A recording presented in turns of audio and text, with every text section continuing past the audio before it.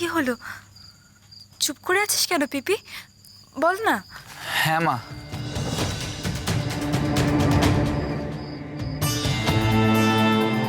থাক বাবা। প্রফুল্ল আজ থেকে আমাদের বাড়িতেই থাকবে। তবে তবে তবে কি বাবা? আমি শুধু পুজোর সময়টুকু ওই বাড়িতে থাকার সুযোগ পেয়েছি মা। মা দুর্গার বিসর্জন হওয়ার সঙ্গে সঙ্গে আমাকেও ফিরে যেতে হবে আমার নিজের পথে। মানে এ কি শুনছি বাবা? প্রফুল্ল তো তোমার স্ত্রী, এ বাড়ির বড় বউ, ওর তো আজীবন এ বাড়িতে থাকা উচিত। তা আমি জানি মা, কিন্তু বাবা মশাই আপাতত পুজোর সময়টুকু প্রফুল্লকেও বাড়িতে থাকার অনুমতি দিয়েছে। তাহলে পুজো শেষ হলেই আমার মেয়েকে ফিরে যেতে হবে তার মায়ের কুটিরে। এ কেমন বিচার ব্রজেশ্বর? তুমি চিন্তা করো না মা, ভগবান তো আমাকে সহজে কিছু দেন না, এও তো আমার পরীক্ষা। পুজোর যে কটা দিন আমি ওই বাড়িতে আছি, সে কটা দিনের মধ্যে আমাকে ও বাড়ির সকলের মন জয় করে নিতে হবে। বাবা মশাইয়ের সামনে প্রমাণ করতে হবে আমি ওই বাড়ির যোগ্য বউ। তোমায় আমি কথা দিলাম মা, আমি এই পরীক্ষায় জয়ী হব। আমিও আপনাকে কথা দিলাম, আমি সব সময় প্রফুল্লর পাশে থাকব।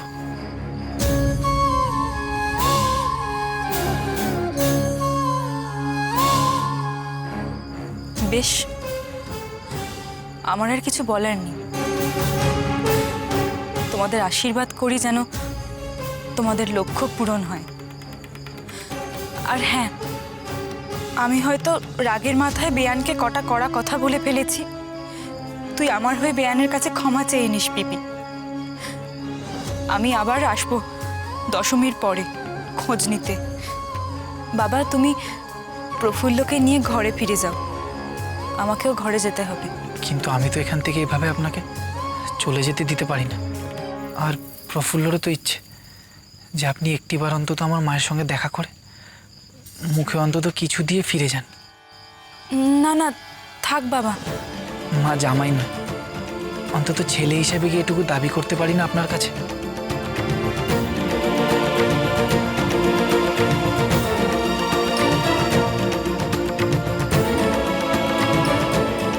চলো একবার ঘুরে যাবে।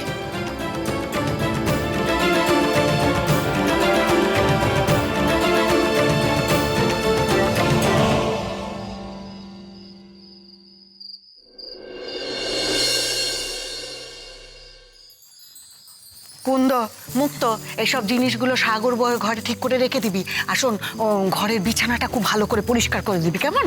হ্যাঁ ঠিক আছে বামুন দিদি, তুমি কোনো চিন্তা করো। ঠিক আছে, যা যা যা যা যা তাড়াতাড়ি। এইসব জিনিসপত্র কোথায় নিয়ে যাওয়া হচ্ছে শুনি? আমার ঘরে।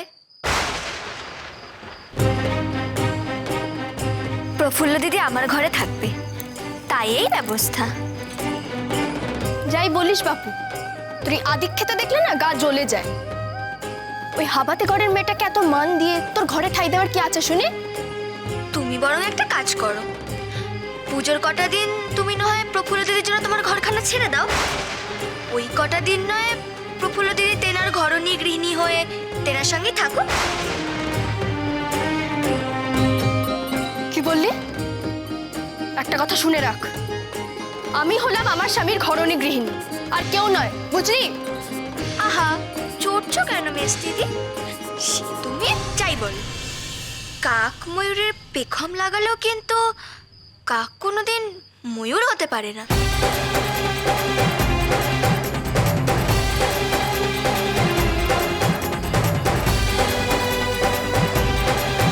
তুই আমাকে ওদের সামনে অপমান করলি তো?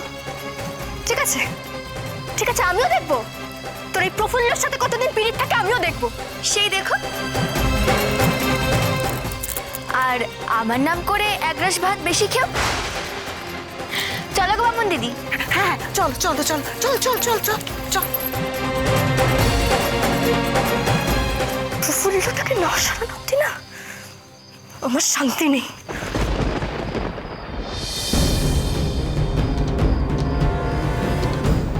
আসুন মা। ব্যাস বাবা, আমার অধিকার এই পর্যন্তই। আমি আর অন্দরে যাব না। আমি এখানেই বরং বেয়ানের জন্য অপেক্ষা করি।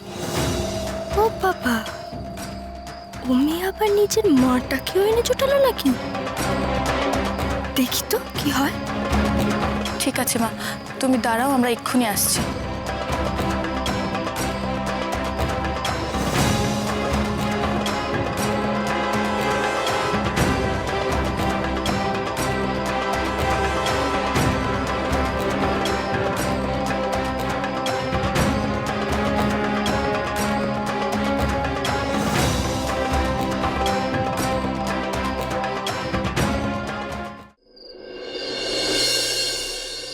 সত্যি বাপু, আপনি যেমনি আপনার মেয়েও ঠিক তেমনি হয়েছে।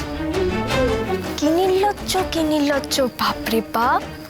এত লাঠি ঝাঁটা খাচ্ছে, বাড়ি থেকে দূর করে দিচ্ছে, তবুও লাজ লজ্জার মাথা কি এখানেই আসছে? ছি ছি ছি। তুমি কে বাছা? আমি এ বাড়ির ছোট কর্তার ঘরণী গৃহিণী। মুখপুরি প্রফুল্ল এ বাড়িতে এসে জুটে বসেছে বেহায়ার মতো আমার সংসারে আগুন লাগাবার জন্য।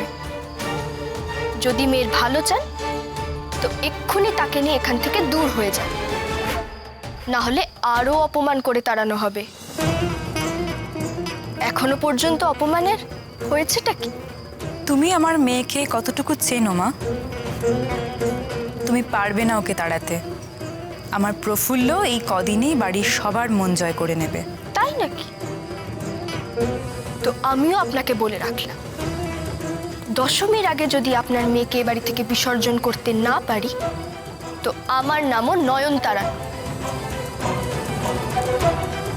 যাই হোক, তা আপনি ফিরে এলেন কেন?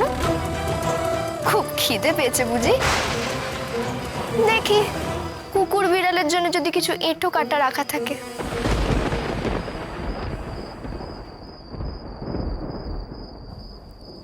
এখন আমি বুঝতে পারছি ব্রজেশ্বর তার সাংসারিক জীবনে কতটা অসুখী। এই সময় ব্রজর পাশে প্রফুল্লর থাকা খুবই দরকার। তা মা, তুমি যদি পারো বেয়ানকে আমার হয়ে প্রণাম জানিও। আমি চললাম।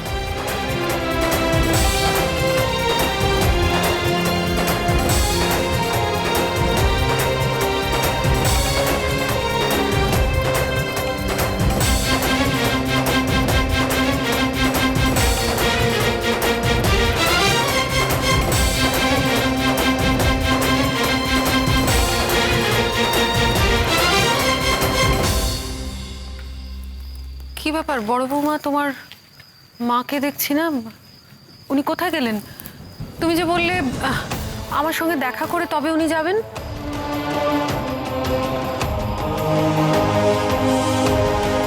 এখানেই তো ছিল, কোথায় গেল? নয়নবু, আমার মা কোথায় জানো? মা, উনি আপনার নামে কি না বলে চলে গেলেন। এসব কি বলছো তুমি? কি বলে গেছেন তিনি? সেসব কথা আমি মুখে আনতে পারবো না মা।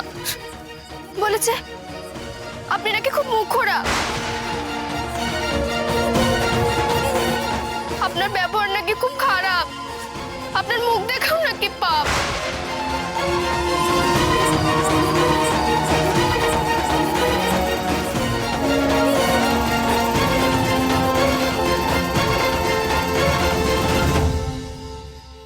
আজ প্রফুল্ল যাবে না। তুমি আমার ন্যায় অন্যায় নিয়ে জ্ঞান বাবা মশাই! আশেপাশে কোনো জঙ্গল আছে? বাড়ির পেছনে জঙ্গল আছে। চল তো সাগর। দেবী